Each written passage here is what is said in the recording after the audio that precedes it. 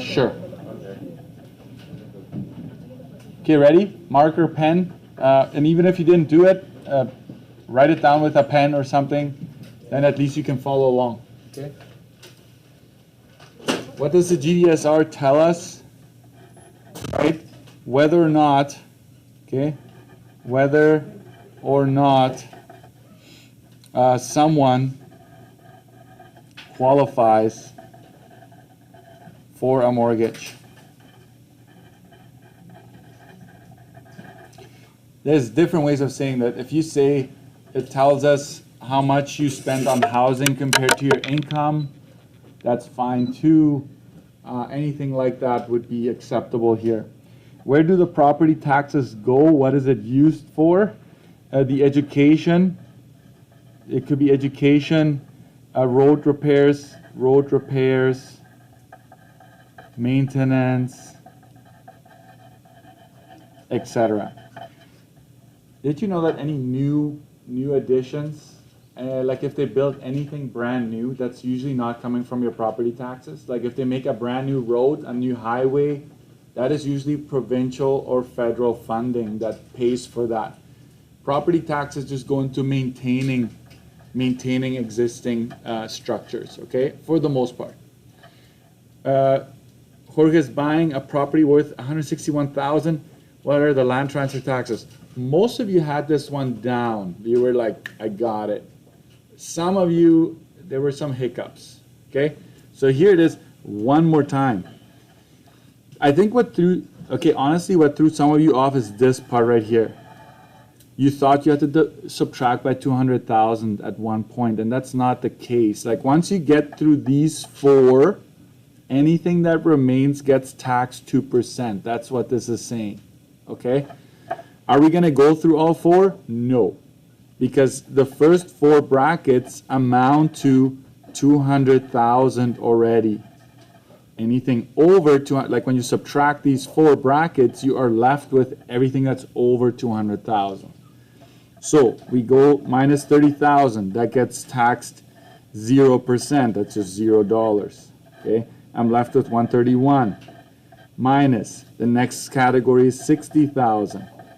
That gets taxed 0.5%, which is 0.005, that's 300 bucks, okay?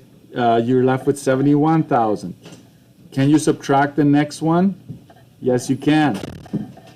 That gets taxed 1%. Okay, that's 600 bucks, so you're getting there. You're left with 11,000, correct? That you can no longer subtract the 50, but you still tax it, right? You tax whatever these 50,000 are taxed, which is 1.5%, which is this, okay? And that would be $165. So you combine these three amounts, you get $1,065 are your property taxes in this particular case, okay? GDSR, I was a little bit worried about GDSR wasn't done the way I had hoped, and I know I wasn't there that day, so maybe you didn't quite get the full lesson. However, GDSR is on your formula sheet. I don't think I have my formula sheet on me here, but on the green, it's on there. It should be on your study sheet. There's a lot of places to get it. The key is that everything has to be in a monthly amount, folks. That is the key. So GDSR, it's really just plug in and go. Okay? It says monthly payment. Okay, that's my payment. That's the first thing. Plus annual heating cost. That's a problem.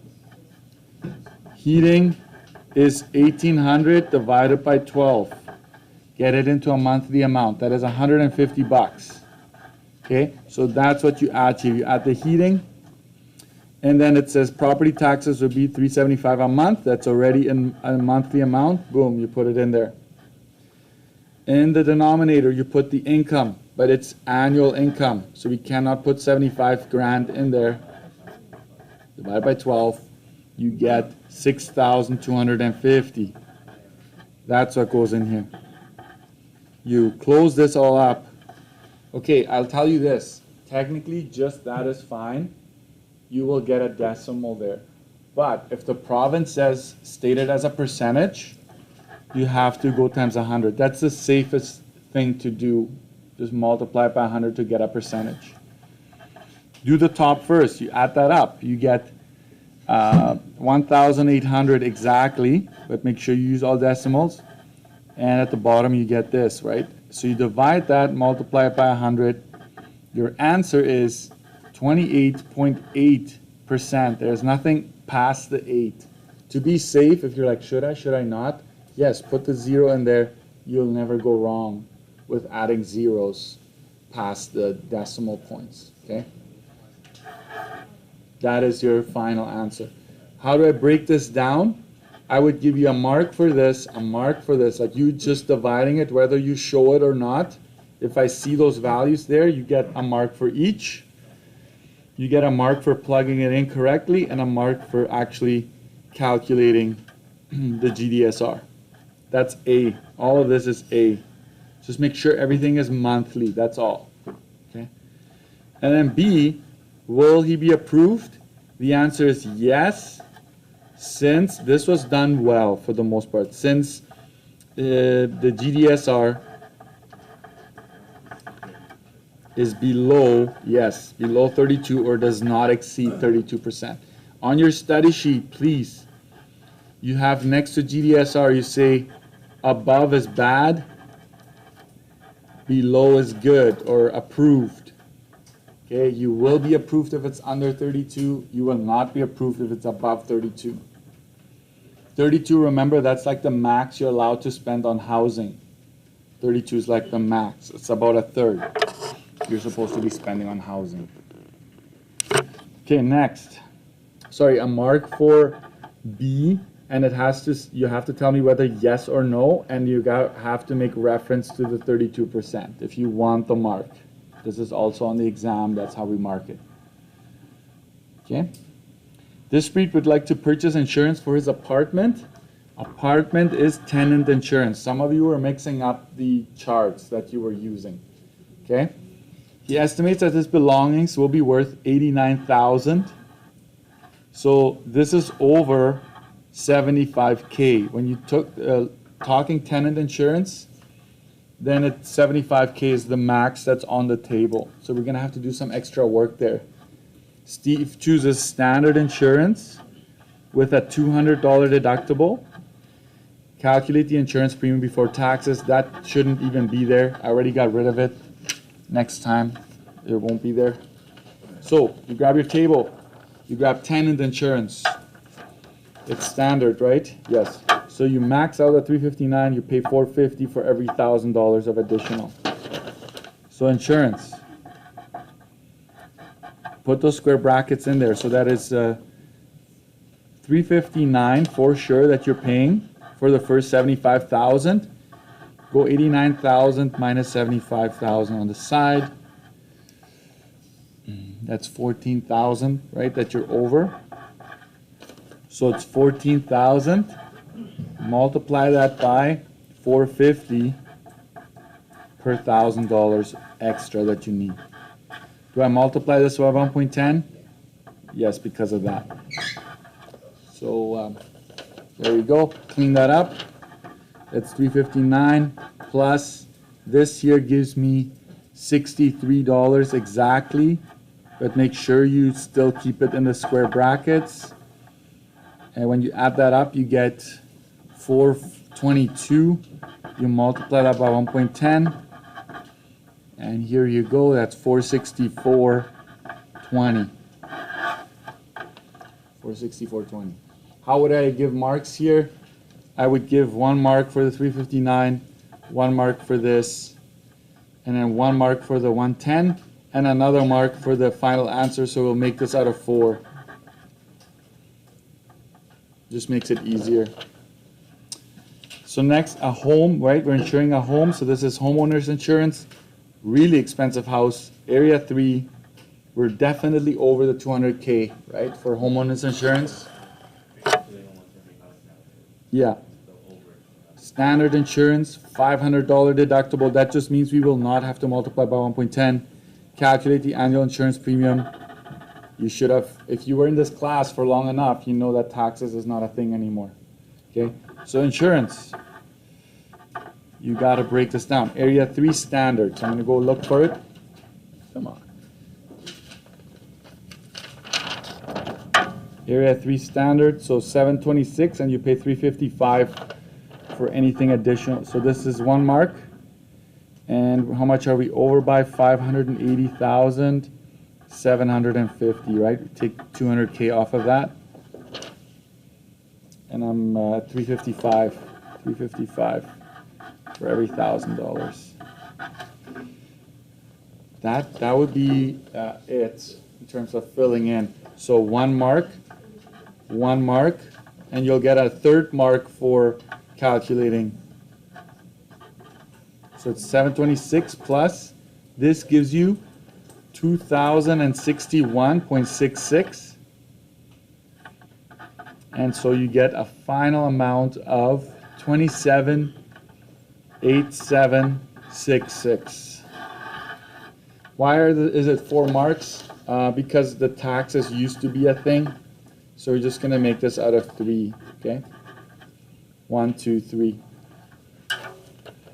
So this page is, let me just do the math, 7, 8, and 4 is 12, 14, 15, 16.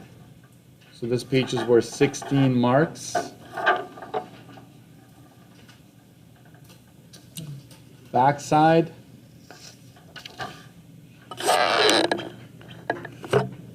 How could you reduce your heating costs? Stay 2 ways. The word high efficiency is, some of you are lacking that a little bit, right? You could upgrade furnace to high efficiency. Right, you write down high efficiency, yeah, to be safe. And you could use space heaters. You could upgrade insulation. You could upgrade weather stripping. Weather stripping. Anybody else? Anybody have something there that you're wanting to share, Caleb? Furnace filters, yes, sure. Replace furnace filters, Dean? Install a smart thermostat. Yeah, yeah. All those are good. Yeah, I'm just too lazy to write today.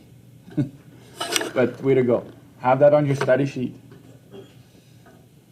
Let's talk about water. A lot of you did talk about dual flush toilets, but you can also just talk about high efficiency faucets. Some of you were saying check for leaks regularly. I would say sure. Check for leaks and repair as soon. You know when you have a dripping water tap, it just never closes. Have you ever had one of those? You should replace that as soon as possible. Because I don't know, if I'm going to show you maybe if I have time the math of how much water you actually waste if that keeps on going 24/7. You lose a lot of money and waste a lot of water. Oh, insurance again? Seriously? Sick and tired of insurance already. You probably too. Insurance for a home in Area 4. I'm just going to quickly take away the 200,000. I'm 25,000 over. $500 deductible. You don't worry about taxes. So insurance, Area 4, comprehensive. 4 comprehensive. So it's 1,063. Plus you're over by 25,000. That's 519 for every $1,000 that you're over. And we do not multiply that by 1.10. Okay, we're happy about that, right? So it's 1,063 plus, oh, I just gave the final answer. Not cool, not cool. On my key. 129.75. You add it all up.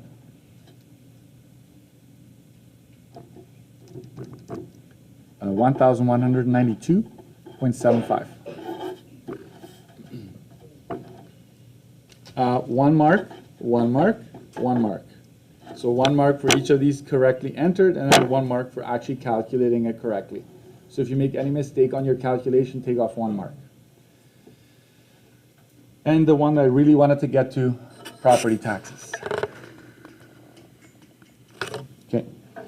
So Tanya's property, sometimes the province loves giving tables. That's why I do both, just question and sometimes a table.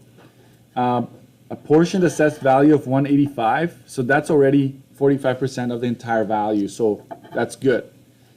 Calculate the total property taxes based on the info below. You've got a mill rate, you've got some improvements, you've got a credit, and the frontage. Everything is provided here. I'm going to use the mill rates first. So education taxes would be 185 times 15.857 over 1,000. Don't forget that. Okay. And then there's municipal. It's 185,000 again.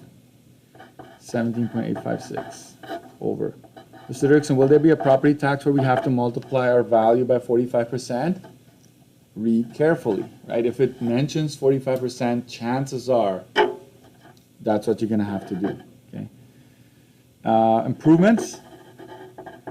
That's based on your frontage, so 50 feet times, I'll figure that out in a bit, and the credits will deal with it later. 3932 is this. I got it from the table. So this gives me 1,966. Municipal taxes, 3,303.36. Education tax, 2933.55. So I would definitely give you one mark for each of these in this case. And here's the total. Okay, you can just do right under here and just make sure you go minus 450. But I'll do it this way. Sorry. Minus 450. Just make sure you have that. That'll be the other mark that I give you here. So the total is 7,752.91.